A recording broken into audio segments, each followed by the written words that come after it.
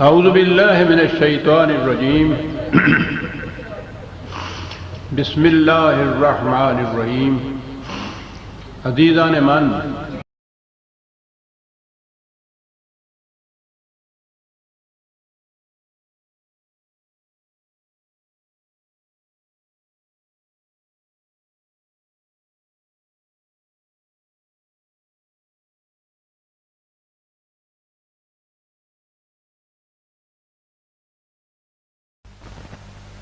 وہ غزل تو شعر تو پامال سی غزل کا، لیکن بات وہی ہے کہ میر کیا سادہ ہے.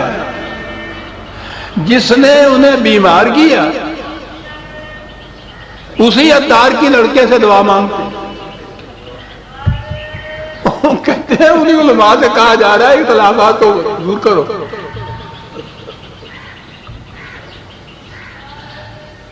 علماء کے اختلاف کے متعلق جب بھی کچھ کہا جائے کہتے ہیں کہ آپ نے دیکھا نہیں کہ نظام مصطفیٰ کی تحریک میں ہمارا متحدہ نظام کیسا تھا جناب؟ جی دیکھا تھا، ہم نے جلوس دیکھا تھا، دنگے اور جھگڑے فساد دیکھے تھے، اس میں تو خیر اختلاف نہیں تھا.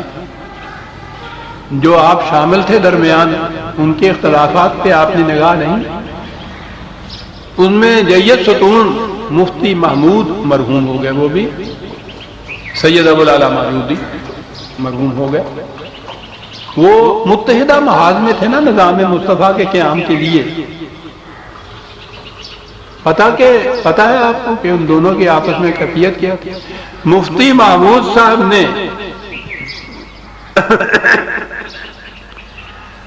یہ لکھا تھا کہ مودودی نے جمعیت العلماء کے مولویوں کے خلاف فتویٰ دیا ہے. مودودی کو فتویٰ دینے کا حق حاصل نہیں، فتویٰ دینے کا حق مجھے ہے. میں اب تک 15,000 فتوے دے چکا ہوں اور وہ سب مجلد کتابوں میں موجود ہیں. یہ انہوں نے حیدرآباد کی پریس کلب میں بیان دیتے ہوئے کہا تھا. میں آج اس پریس کلب میں فتویٰ دیتا ہوں کہ مودودی گمراہ، کافر، خارج از اسلام ہے. اس سے اور اس کی جماعت سے تعلق رکھنے والے کسی مولوی کے پیچھے نماز پڑھنا ناجائز اور حرام ہے. اس کی جماعت سے تعلق رکھنا کفر اور ضلالت ہے. وہ امریکہ اور سرمایہ داروں کا ایجنٹ ہے. اب وہ موت کے آخری کنارے پر پہنچ چکا ہے اور اب اس سے کوئی طاقت نہیں بچا سکتی. اس کا جنازہ نکل کر رہے گا. یہ 7 روزہ زندگی کی 10 نومبر سن 69 کی عشائیت میں چھپا تھا مولانا مودودی کا. اور وہی مولانا مودودی اور یہی مولانا محمود یہ نفاذ اسلام کے متحدہ محاذ کے سب سے بڑے ستون تھے. آگے چلیے. محاذ کے اندر سارا دن وہاں میدان جنگ میں متحدہ محاذ بنا کے لڑائی کی. رمضان کا مہینہ تھا نا، آپ کو پتہ. افطاری کے لیے وہ یہی ہمارے قریب چودھری ظہور الہی مرحوم کی یہ کوٹھی ہے، اس میں افطاری تھی. تو آپ کو معلوم ہے کہ افطاری اور کھانے میں تو یہ سب اکٹھے ہوتے ہیں. اس افطاری میں یہ سارے جمع.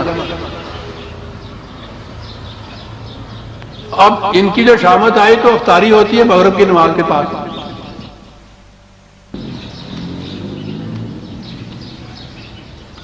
افطاری میز پہ بیٹھ کر اکٹھی،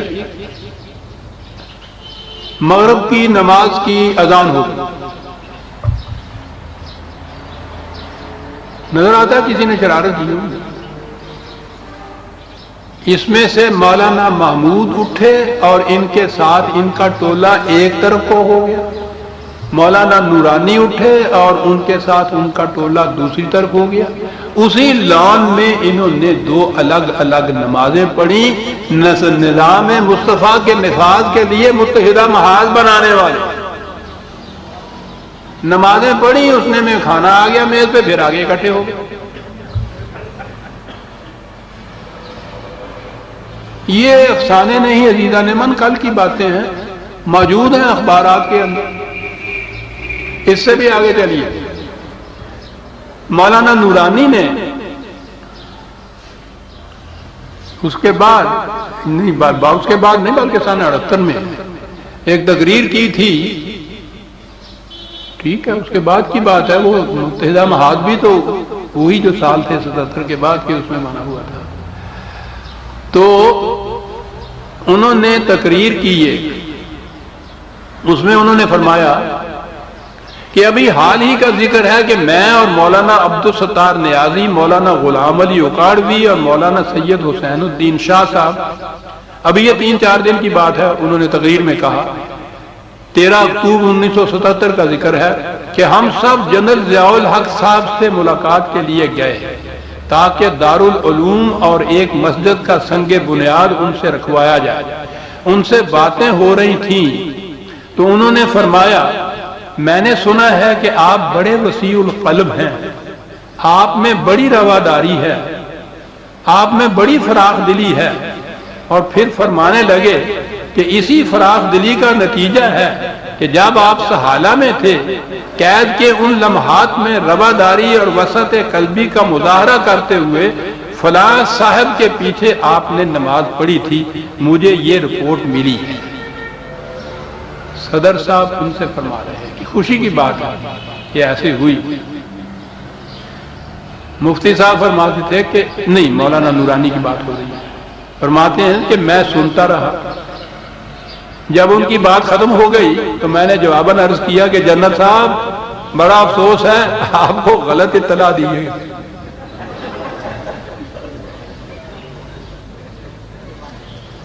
ہاں جی، شریعت کا معاملہ تھا، دین کا مسئلہ تھا، اسی وقت اس کی تردید کرنی چاہیے تھی تاکہ وہ کسی غلط فہمی میں نہ رہے۔ ہم میں الحمدللہ بڑی وسعت قلبی ہے، لیکن گستاخ رسول کے لیے کوئی وسعت نہیں۔ ہمیں رواداری ہے، لیکن حضور پر نور کی شان میں تنقید کرنے والے کے لیے کوئی رواداری نہیں۔ اعلیٰ حضرت عظیم البرکت امام اہل سنت مولانا احمد رضا خان فاضل بریلوی کا لکھا ہوا فتویٰ موجود ہے، جس میں علماء حرمین الشریفین کے فتاوے بھی موجود ہیں،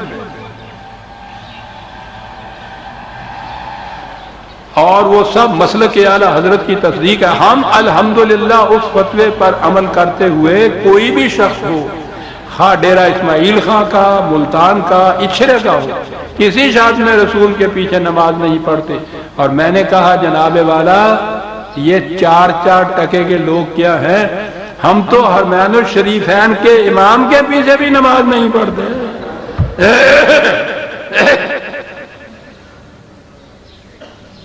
یہ ملا جو 4 ٹکے کے ہیں ان کے پیچھے نماز پڑھنے کا سوال ہی پیدا نہیں ہے۔ آپ کو یہ غلط اطلاع ملی ہے، آپ مطمئن رہیں،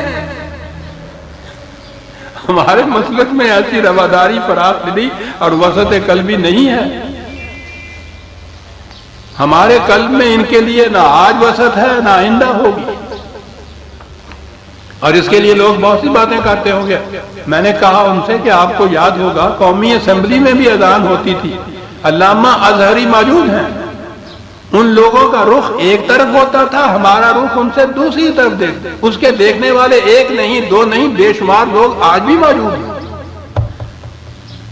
اور یہ اکٹھے مل کے اسلامی قانون اور نظام کا ضابطہ مرتب کر رہے ہیں۔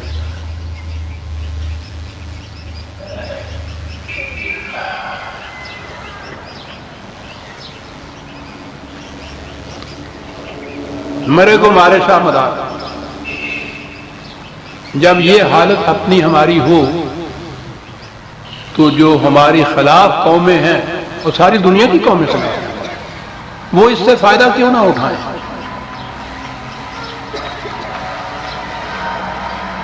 ہمارے خلاف اغیار نے جب بھی فائدہ اٹھایا ہے عزیزان مان، مذہب کے بہروپ میں فائدہ اٹھایا ہے کہ یہ قوم بڑی مذہب پرست ہے، یہ بڑی جلدی اس فندے میں آ جاتی ہے۔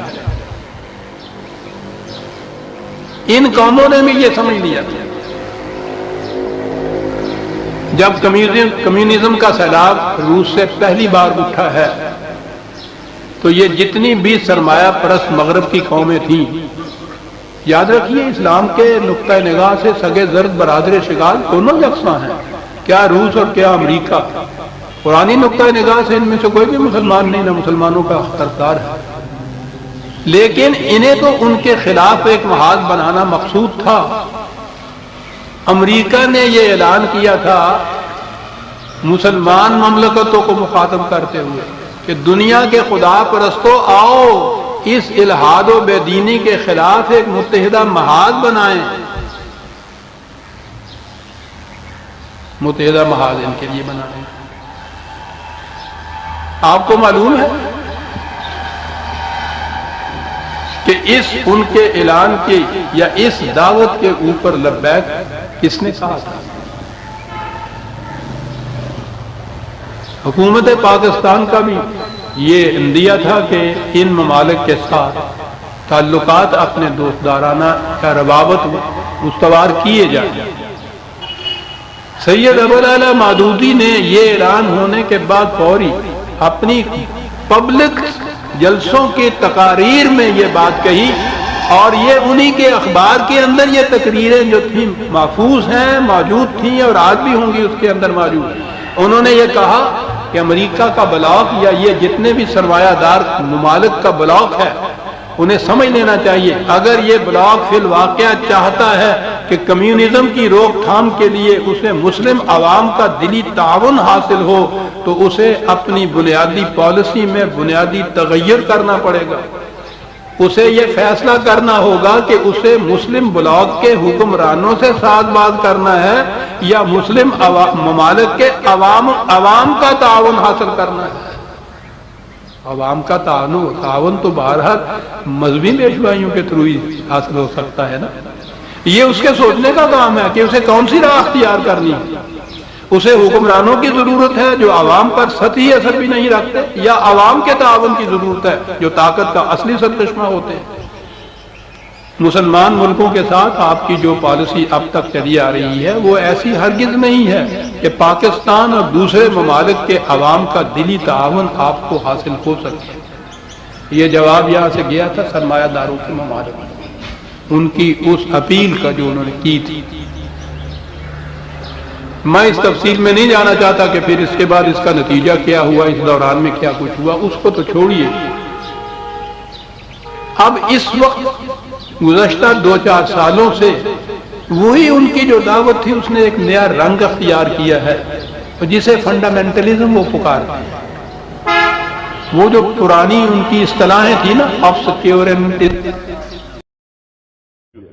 انہوں نے پاکستان کی مخالفت کی، جماعت اسلامی نے بالکل پاکستان میں آئے وہ جی، وہ ایک مجبوری تھی ہماری، ہم اس میں تھے پٹھان کوٹ میں تھے اور وہاں سے ادھر نہیں جا سکتے تھے، ہمیں مجبوراً پاکستان آنا، ورنہ نہیں آنا نہیں ہمیں کو۔ ہم نے تو پاکستان کی مخالفت کی تھی، ہم نے تو جناح صاحب مسلم لیگ پاکستان کی مخالفت کی تھی اور اسے ناپاکستان کہا تھا، اور ہم ابھی بھی فخر سے کہتے ہیں کہ ہم پاکستان بنانے کے گناہ میں شامل نہیں تھے، اللہ کا شکر ہے۔ یہ بولوں